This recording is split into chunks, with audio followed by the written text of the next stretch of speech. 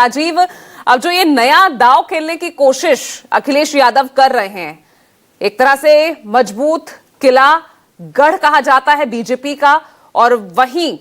उसी गढ़ में, उसी दुर्ग में सेंध लगाने की कोशिश में नया समीकरण बनाकर जो एक कोशिश अखिलेश यादव कर रहे हैं, आसान है ये रहा उनकी? देखिए पूजा, सबसे इंटरेस्टिंग बात तो ये है, अब ये संयोग है कि 28 अप्रैल को 28 मार्च को जेवर एयरपोर्ट का उद्घाटन हुआ और 29 मार्च को उसी नोएडा में अखिलेश यादव अपनी समाजवादी समानता भाईचारा रैली कर रहे हैं। संयोग मैं इसलिए कह रहा हूँ कि ये जो एक दिन के अंतराल पर दोनों कार्यक्रम हुए, पहले अखिलेश यादव की रैली की डेट तय थी और बाद में जेवर एयरपोर्ट के उद्घाटन की तारीख तय की गई, या पहले जेवर एयरपोर्ट की तारीख तय की गई और उसके बाद 29 मार्च को उसके जवाबी हमले के तौर पर 29 मार्च की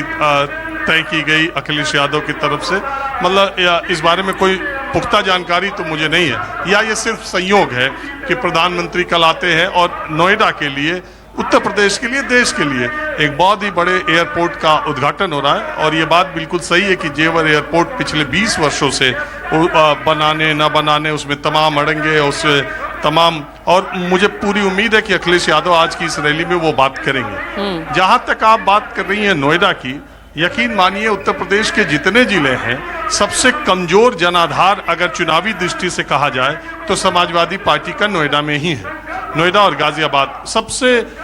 कमजोर जिलों के तौर पे आप मान सकती हैं अगर आप चुनावी इतिहास देखें तो।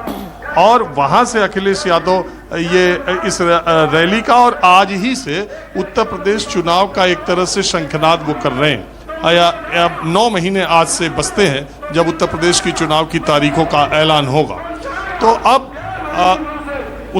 जैसे ही पश्चिम बंगाल का चुनाव खत्म होगा, आपको रोज उत्तर प्रदेश पर ही बहस करनी होगी।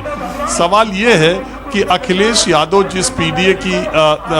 बार बार बात करते हैं, और यहाँ भी जितने उनके कार्यक्रमों में सामाजिक सांस्कृतिक कार्यक्रम होते हैं, अब मैं आया हूँ थोड़ी देर पहले, जितने गाने बने हैं स्टेज पर वो सब पीडीए पीडीए पीडीए के नाम पर ही बने हुए हैं। अखिलेश यादव ने पूरे देश में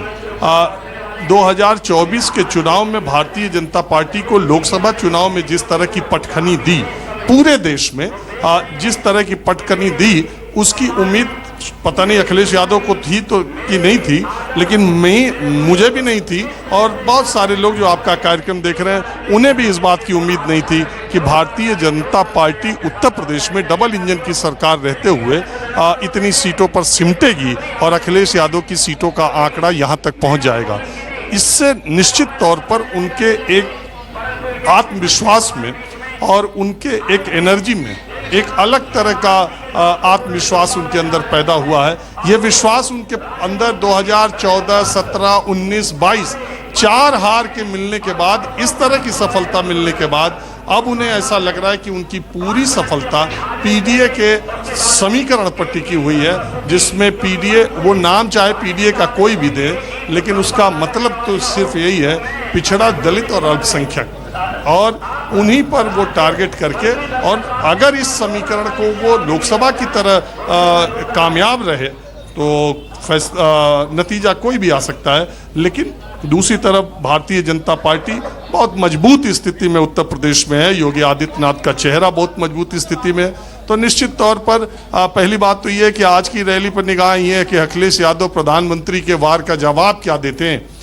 नोएडा के बारे में जो वो कह के गए और समाजवादी पार्टी में कह के। और इस रैली से अखिलेश यादव, मुझे लगता है कि पूरे, ये चूंकि कहते ही हैं उत्तर प्रदेश गाजियाबाद से गाजीपुर तक है, पहले गाजियाबाद का हिस्सा ही था नोएडा, तो गाजियाबाद से गाजीपुर तक का वो अगले 9 महीनों तक इस पीडीए के समीकरण को उसी तरह जैसे वो लोकसभा में है। और ये भी बता दूं कि ये इलाका बेसिकली बसपा का गढ़ हुआ करता था, जो बीजेपी की तरफ शिफ्ट हो गया।